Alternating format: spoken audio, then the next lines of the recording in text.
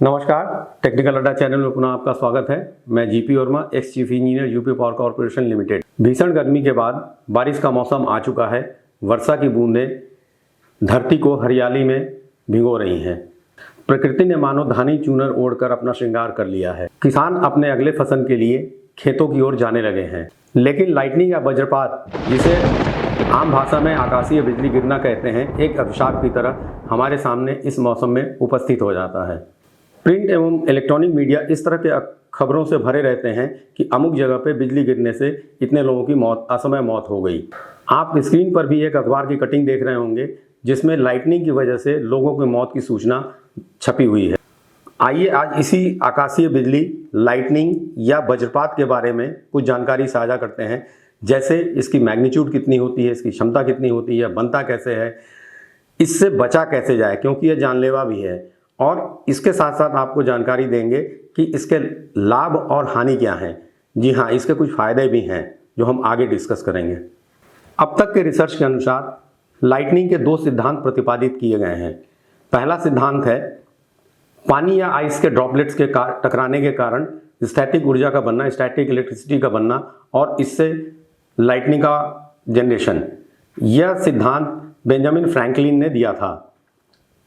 दूसरा सिद्धांत Victor Francis द्वारा दिया गया है, जो यह मानते हैं कि कॉस्मिक रेज, जो अनंत ब्रह्मांड से किरणें चलती हैं, उनके वाटर ड्रॉपलेट्स के टकराने से लाइटनिंग की उत्पत्ति होती है। आज फिलहाल हम पहले सिद्धांत यानी बेंजामिन फ्रैंकलिन का जो सिद्धांत है कि वाटर ड्रॉपलेट्स एवं आइस ड्रॉपलेट्स के आपस में टकराने से लाइटनिंग का फॉर्मेशन होता है, हम इसी पर आज चर्चा करेंगे, अपना फोकस इसी पर रखेंगे।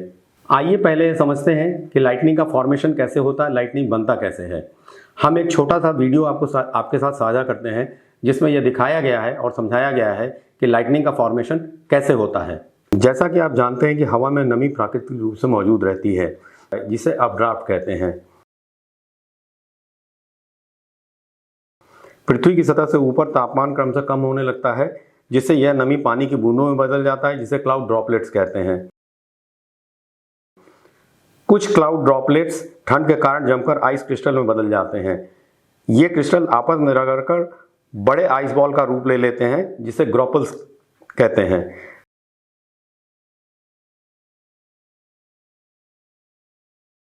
जैसे जैसे आइस क्रिस्टल्स ऊपर उठते हैं, ये ग्रोपल्स हवा से टकराकर स्टैटिक इलेक्ट्रिसिटी से चार्ज होने लगते हैं। आइस क्रिस्टल पॉजिटिवली चार्ज होकर ऊपर उठने लगते हैं और भारी ग्रोपल्स निगेटिव चार्ज होकर नीचे की तरफ आने इकट्ठा हो जाते हैं। इन नेगेटिवली चार्ज के विपरीत पृथ्वी पॉजिटिवली चार्ज हो जाता है। इसकी वजह से बादल एवं पृथ्वी के बीच इलेक्ट्रिकल डिस्चार्ज होता है, जिसे हम लाइटनिंग, वज्रपात या आकाशीय बिजली का गिरना कहते हैं। आपको यहाँ यह भी बताते चलें कि लाइटनिंग तीन प्रकार के होते हैं। एक क्लाउड टू ग्राउंड लाइटनिंग, दूसरा क्लाउड टू क्लाउड लाइटनिंग और तीसरा इंटर क्लाउड लाइटनिंग, यानी बादलों के बीच में ही बिजली का कड़कना। अब बात करते हैं इस लाइटनिंग या वज्रपात की ताकत कितनी है, इसका मैग्नीट्यूड क्या है। अगर किसी विशालकाय दैत्य से इसकी तुलना की जाए तो लाखों दैत्यों की शक्ति इस वज्रपात में निहित होती है। एक सामान्य लाइटनिंग में लगभग 100 मेगावोल्ट से लेकर 1 गीगावोल्ट तक की बिजली उत्पन्न होती है, यानी आपके घर में प्रयुक्त होने वाली बिजली से लाखों गुना अधिक। अगर करंट की बात करें तो यह लगभग 10,000 से एम्पियर से 2 लाख एम्पियर तक होता है। इस लाइटनिंग से 3000 केल्विन या लगभग 3000 डिग्री सेल्सियस का ताप उत्पन्न होता है, जो सूर्य के सतह के तापमान से भी अधिक होता है। इस लाइटनिंग में कई टेरावाट का पावर होता है, जिसे अगर कलेक्ट कर लिया जाए तो हमारी वर्षों की ऊर्जा जरूरतों के लिए यह काफ़ी होगा। अब आप समझ गए होंगे इस लाइटनिंग के, वज्रपात के असीमित ऊर्जा के बारे में। इसीलिए आपने देखा होगा कि कोई भी चीज़ जो इस वज्रपात के संपर्क में आती है जलकर भस्म हो जाता है। अब इस लाइटनिंग या वज्रपात से बचाव के बारे में भी कुछ जान लें। अंग्रेजी में एक कहावत है, when thunder rolls go indoors. इसका सामान्य सा मतलब ये है कि जब कभी भी आकाशीय बिजली कड़कने लगे, मौसम खराब हो, तो घर के अंदर चले जाएं। फिल्मों या कविताओं में बिजली का गिरना या चमकना एक रोमांटिक एहसास हो सकता है, लेकिन वास्तविक ज़िंदगी में इसका अनुभव बहुत डरावना होता है। आपके साथ भी कभी न कभी ऐसा हुआ होगा कि आप कहीं जा रहे हैं और अचानक मौसम खराब हो गया, बादल घिरा है बिजली कड़कने लगी, बारिश भी होने लगी, उस समय मन में सिर्फ यही एक सवाल उत्पन्न होता है कि अपने जीवन की रक्षा कैसे करें। हर पल ये लगता है कि बिजली कहीं हमारे आसपास ही गिर रही है। तब सिर्फ और सिर्फ हमें इस बात की चिंता रहती है कि स्वयं अपनी एवं साथ चल रहे लोगों की जान कैसे बचाएं। अगर इस परिस्थिति में बिना घबराए कुछ तरकीब अपनाएं जो यहाँ बताए जा रहे हैं, तो हो सकता है कि आप अपने और अपने साथ चल रहे लोगों की जीवन रक्षा कर सकते हैं। सर्वप्रथम ऐसे मौसम में किसी पेड़ के नीचे शेल्टर ना लें, शरण ना लें। पेड़ पे बिजली गिरने के चांसेस सबसे अधिक होते हैं, अतः पेड़ के नीचे कभी शरण ना लें। अगर बिजली कड़क रही है तो खुले मैदान में चित्र में दिए गए स्थिति के अनुसार, पोजीशन के अनुसार बैठ जाएं। इस कंडीशन में आपका एरिया कम हो जाता है और हाइट कम हो जाती है, इसलिए बिजली गिरने की संभावना काफ़ी कम हो जाती है।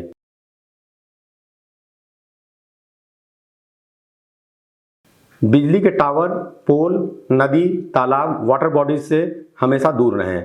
अगर किसी तालाब या नदी में नाव से कहीं जा रहे हों तो शीघ्रतापूर्वक किनारे आइए, नाव से उतरिए और जितनी जल्दी हो सके उस तालाब या नदी से दूर किसी घर में शरण लें। स्टॉर्मी वेदर में घर में भी कुछ प्रिकॉशन लेने की आवश्यकता है।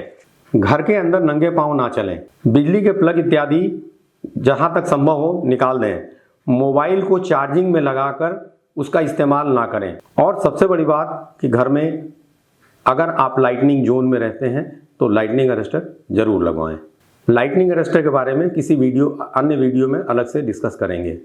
अभी तक आपने लाइटनिंग के टेरर के बारे में, इसकी भयावहता के बारे में, इससे होने वाले नुकसान के बारे में आप सुन रहे थे, लेकिन आपको आश्चर्य होगा कि इस लाइटनिंग से अनेकों फायदे हैं।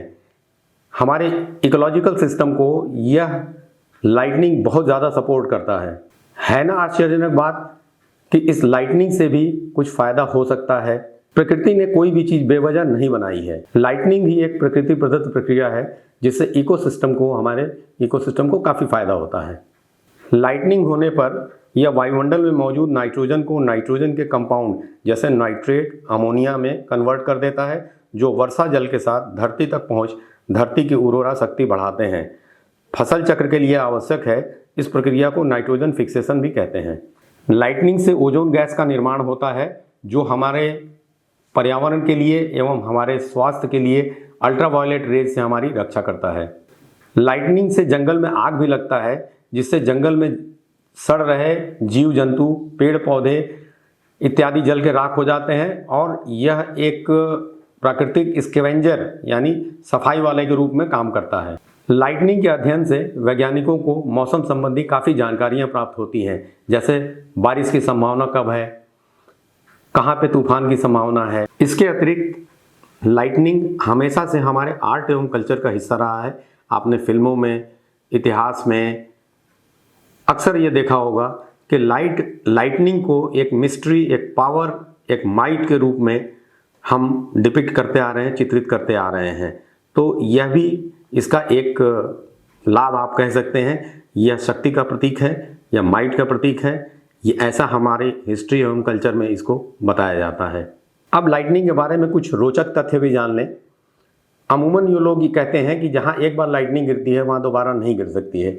यह बिल्कुल मिथ्या है, गलत है। अगर आप यह जानना चाहते हैं कि बिजली आपसे कितनी दूर कड़क रही है, तो बिजली के कड़कने के प्रकाश को एक बार देखें और उसके बाद सेकंड्स गिनना शुरू कर दें, और जब आपको आवाज़ सुनाई दे तो उस समय इस सेकंड्स की गिनती को बंद कर जितना भी आपके सेकंड्स आए हैं उससे 343 का गुना कर दें। यह आपसे उस बिजली के कड़कने की, बिजली के चमक की दूरी होगी। यानी बिजली कहाँ चमक रही है इसका अंदाज़ा आप लगा सकते हैं। कितनी दूरी पे बिजली चमक रही है ये समझ सकते हैं आप। बिजली चमकने से उत्पन्न डर को, जो मनुष्यों में बिजली चमकने के कारण जो लोग डर जाते हैं, जिनको बिजली के कड़कने से डर लगता है, उस डर को एस्ट्रोफोबिया कहते हैं। इसको ब्रोंटोफोबिया भी कहते हैं। लाइटनिंग के विषय में यह जानकारी आपको कैसी लगी कृपया कमेंट बॉक्स में कमेंट कर अवश्य बताएं। और मैं आपसे एक रिक्वेस्ट और करता हूं कि अगर इस तरह के किसी अन्य टॉपिक पे आप वीडियो चाहते हैं तो कृपया टॉपिक हमें कमेंट बॉक्स में लिख के बताएं। फिलहाल के लिए इतना ही, फिर मिलते हैं अगले वीडियो में। तब तक के लिए नमस्कार।